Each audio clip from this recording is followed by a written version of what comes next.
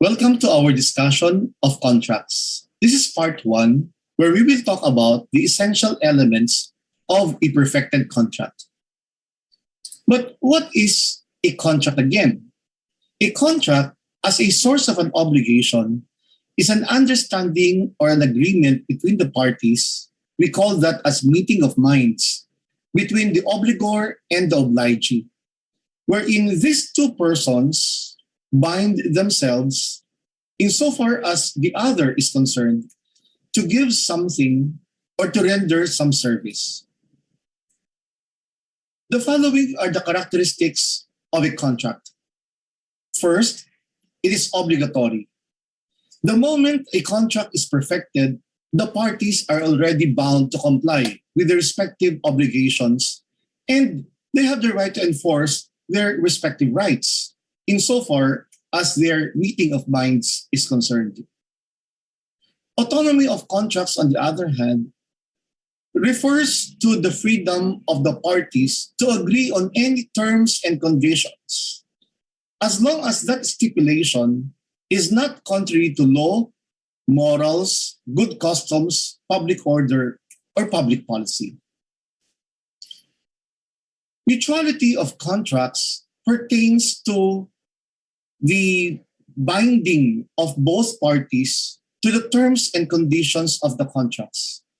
And in mutuality of contracts, the parties are equally bound by the respective terms of their agreement or their meeting of minds. Relativity of contracts means that the contract, as it binds both parties only, it cannot favor or prejudice third persons. It is limited to the two parties who had entered into such a meeting of minds or understanding or agreement. Generally, it cannot favor or prejudice third parties unless the parties have expressly or impliedly agreed that it will have to benefit or prejudice a third person. What are the kinds of contracts? Contracts are either principal, accessory, and preparatory. Principal, when the contract can stand on its own independently of the existence of other contracts. Accessory, when the contract is dependent on the validity of another contract. In extinguishment, we discussed examples of principal and accessory contracts. Like, for example, we cited loan and collaterals like pledge and mortgage, wherein pledge and mortgage cannot stand on their own without the existence of the principal contract, which is loan. And therefore, the collateral contracts like pledge or mortgage are considered as accessory contracts. There are contracts which can also be classified in relation to other contracts as preparatory. Preparatory in the sense that they are entered into for the purpose of entering into further contracts or other additional different contracts. The reason why the contract, that particular contract, is preparatory, because it is entered into for the purpose of entering into additional transactions. Like, for example, we mentioned in our previous discussions, a contract of agency is preparatory in nature. Because when the agent is tasked by the principal to represent him or her, insofar as third persons are concerned, the agent will have to enter into additional contracts on behalf of the principal. That makes a contract of agency preparatory in nature. What are the three essential elements of a contract in order to consider a contract to be perfectly valid? First is the consent coming from the contracting parties. Second is the object of their consent, but the object is required to be certain, defined, and fixed, because this will be the subject matter of their meeting of minds. It may either be a thing, a right, or a service. The cause or consideration is the reason why both parties have given consent to the perfection of that contract. It is the why in a contract. Why the obligor has agreed to be bound and why the obligee has agreed to be bound. It is the cause or consideration of the contract. Let's talk about the first essential elements of a contract. Consent. Consent is made or achieved from both parties when somebody initiates. And we call that as an offer. An offer to enter into a contract is initiated by one party. And the offer must be certain.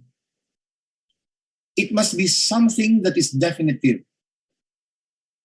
And the moment the offer is accepted by the other party, consent is already achieved. However, it must be noted that the acceptance by the other party must be absolute, categorical. And the moment it is made known by the offeree to the offeror, since there is already the presence of offer, which is certain, and acceptance that is absolute, then consent is already achieved. Acceptance is required to be absolute when made known to the offeror. What about if acceptance is not absolute? What about if the acceptance is qualified?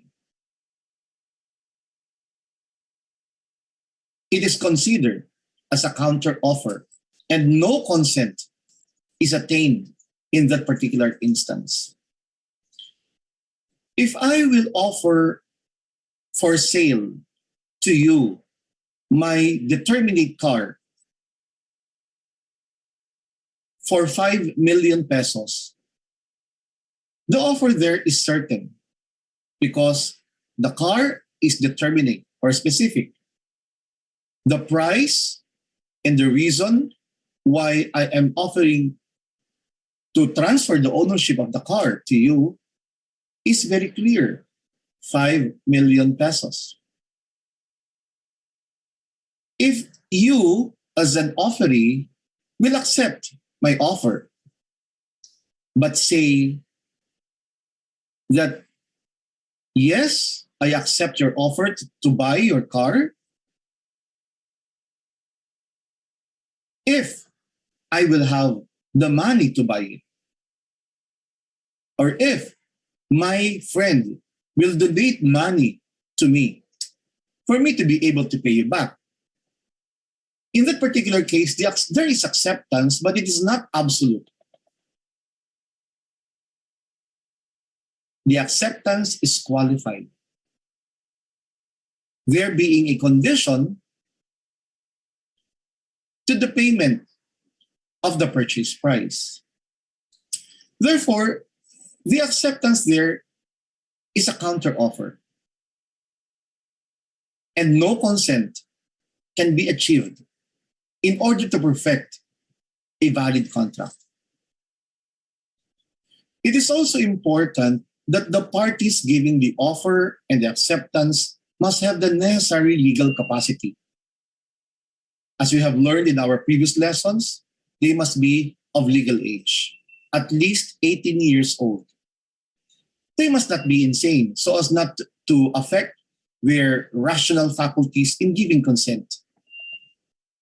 They must also be able to express freely their will or their agreement, or consent to the offer or acceptance by not being a deaf mute who does not know how to write.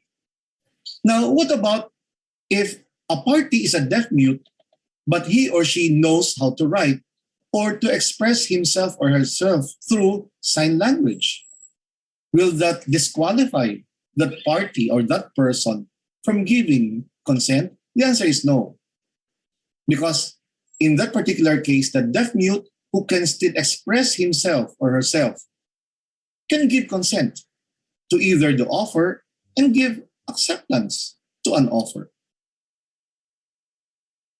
For consent to be valid as well, so that there will be a perfected valid contract, there must be no defect in the giving of consent.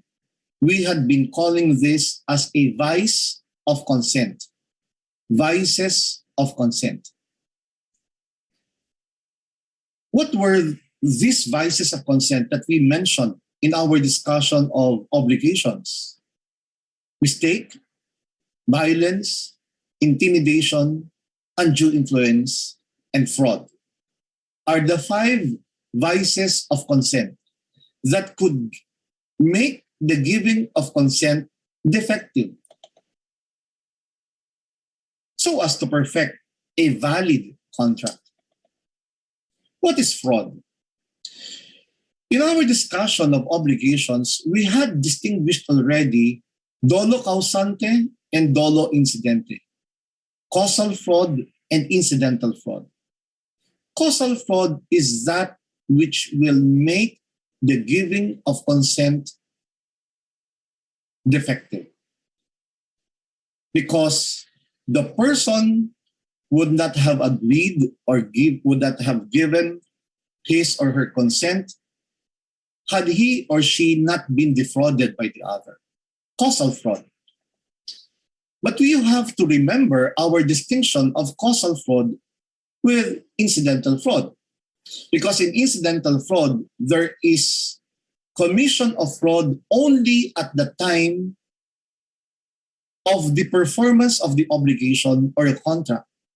But consent at the time of the perfection had already been validly given. That's why in incidental fraud, only damages can be collected by the aggrieved party. Unlike in dolo causante, wherein the consent is invalid and therefore there is no giving of consent. And that essential element of a contract is not present in that situation. We had also talked about mistake, but the mistake in the giving of consent must pertain to the condition or the object which principally enticed or moved one or both parties to enter into a contract in good faith. Meaning that had they known about the risk, the doubt, or the contingency very well, they could not have given the consent, their consent to the contract. Meaning, a mistaken consent is not a valid consent. And so if a party has given consent to a particular contract, not knowing the risks, the doubts, uncertainties, or any contingency present on the conditions or the principal object of the contract, then the consent is defective by reason of mistake. It was, anyway, not an informed judgment, as many will say. Violence is another vice of consent. When there is a physical, serious, irresistible force employed by one party as against the other in order to secure the giving of consent. Just like intimidation. But in intimidation, there is no serious physical force yet, but rather there is a mere reasonable but a very well-grounded fear of an imminent or grave danger if the party will not provide his or her consent to the contract. Is intimidation. And the last is undue influence. When somebody exercises moral ascendancy to exude an improper advantage or power over the will of another, consent, even if given, is defective because of the undue influence of that person over the other. And the law does not want to tolerate that. Let's say, for example, a professor entering into a contract with students, well, necessarily there is moral ascendancy or an improper advantage of power over the will of another. Your pastors, your spiritual mentors, your lawyers, your confidants, they exercise an improper advantage of moral suasion over your will. That's the reason why later on we will talk about situations involving undue influence and what will be the impact on the validity of the contract if somebody exerts undue influence over the other in securing consent.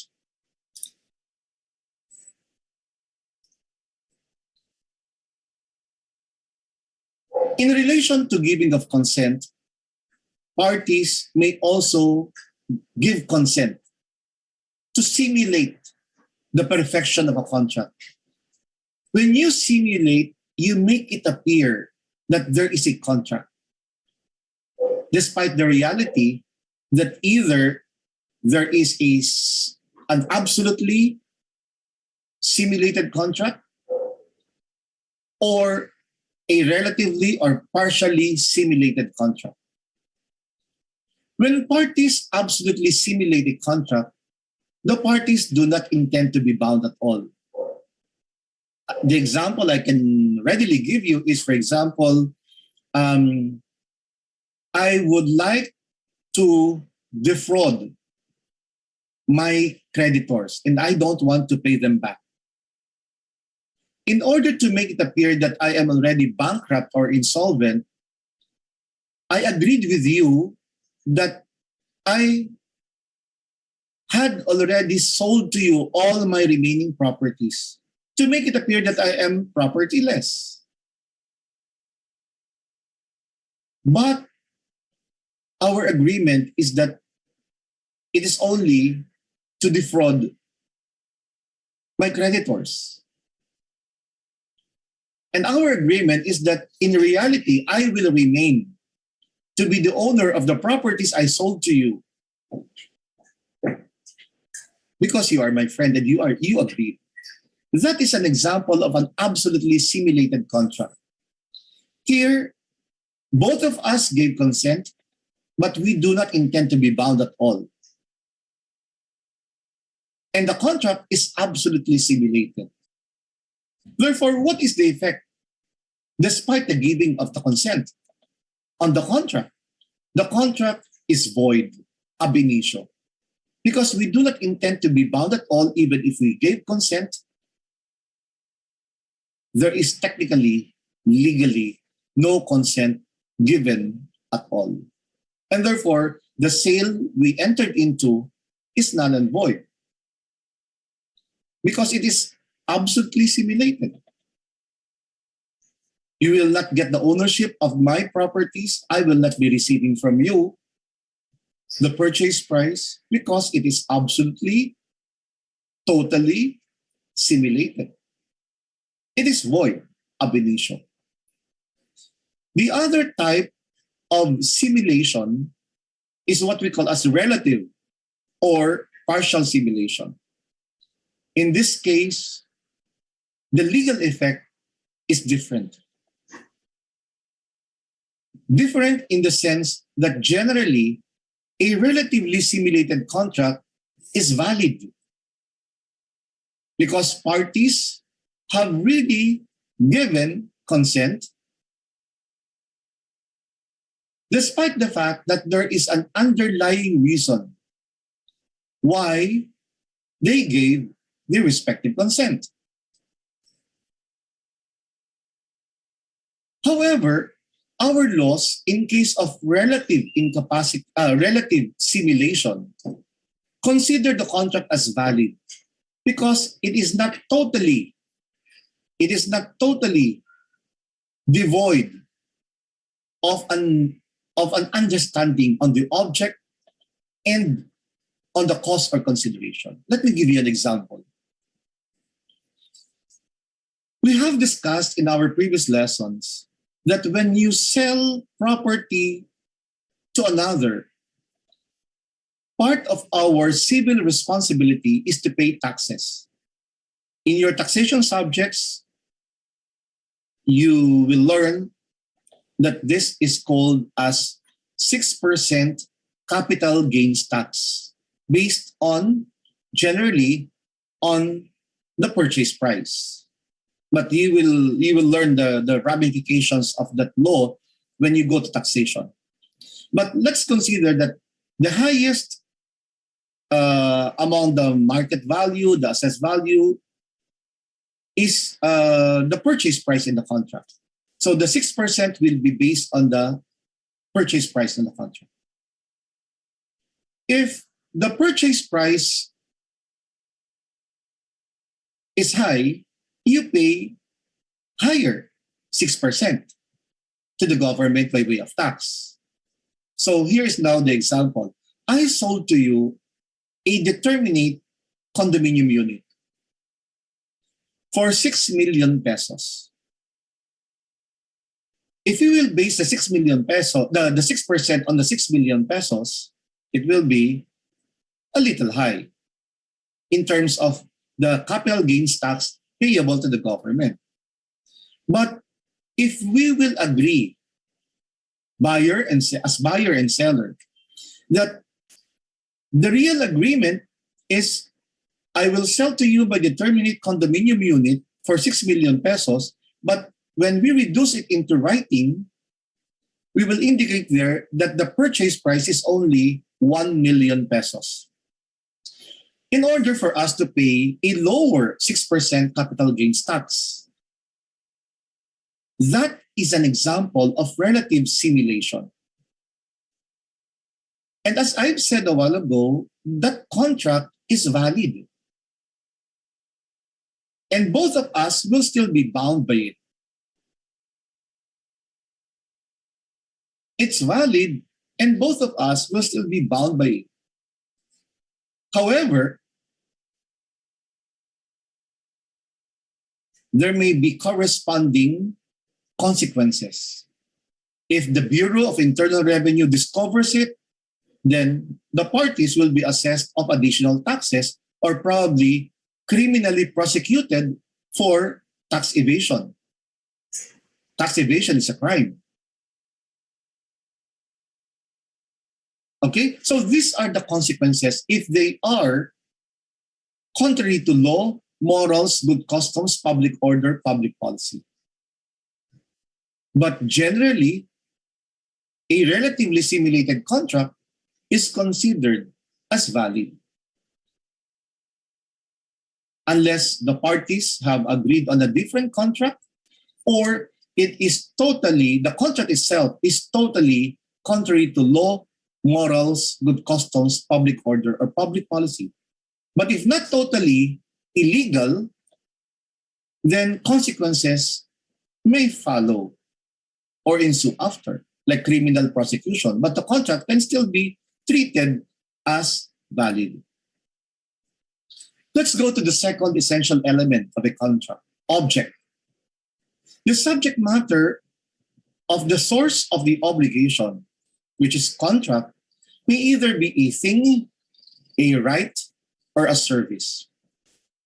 You can see on screen the requirements when a thing, right, or service is can be considered as a valid object or valid objects of a contract as a source of an obligation.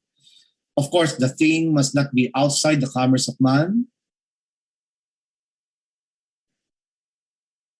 You cannot sell the sun, the moon, and the stars. You cannot sell to an individual the West Philippine Seas, the thing in order to be a valid object of a contract must already be existing.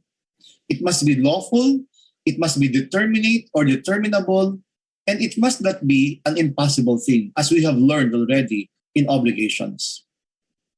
For right to be a valid object of a contract, it must be transmissible. Transmissible from one person to another person. Therefore, you cannot sell your right if it is not intransmissible in law. For example, the right to vote in national and local elections. You cannot sell your right to vote in the national and local elections because it is not transmissible. It is not a valid object of a contract. Your right to cohabit with your wife or husband is something that is not intransmissible. Is something that is, is not transmissible. Meaning that you cannot tell your driver to sleep with your husband or your wife when you are tired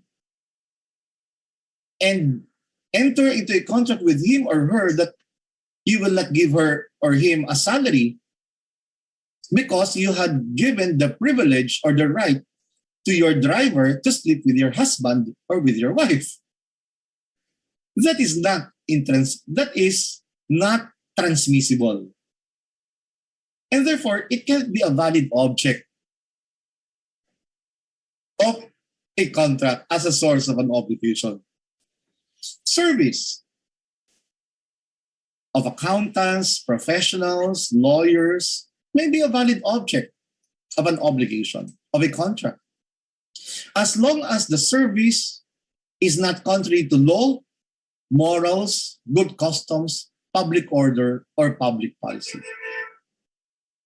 You know that already. So, a sexual service given to your clientele, if, for example, if the person is a prostitute, is not a valid object of a contract. Service must also be possible. We talked about the possibility and impossibility of things in obligations. The service must also be determinate or certain to constitute a valid object of a contract. And lastly, the third element of a contract is cause or consideration. Cause or consideration is the reason why the contracting parties have entered into that particular contract, and the reason why they have given consent to on the object or the subject matter of a contract. As I've said a while ago, it is the why of a contract. The reason why the debtor and the creditor have agreed to be bound by the contract is the cause or consideration. For instance, in a contract of sale, what is the cost or consideration insofar as the buyer is concerned? The buyer will have to give up the purchase price. Now, why is he giving up the purchase price? Because he is going to receive something in return. That is the object of the sale. On the part of the seller, what is the cost or consideration? The reason why that seller will have to give up the ownership of the object of sale. Well, it is the price that he or she will receive in exchange. This is the cost or consideration in a perfection of a contract, the reason or the purpose why they give up some of their rights and enter to be bound in a particular contract as a source of an obligation. In part 2 of contracts, we will talk about the defects or what are the implications or legal effects whenever there is a defect given in any or some or all of these 3 essential elements of a contract as a source of an obligation. See you in part 2 of our discussion on contracts. Thank you.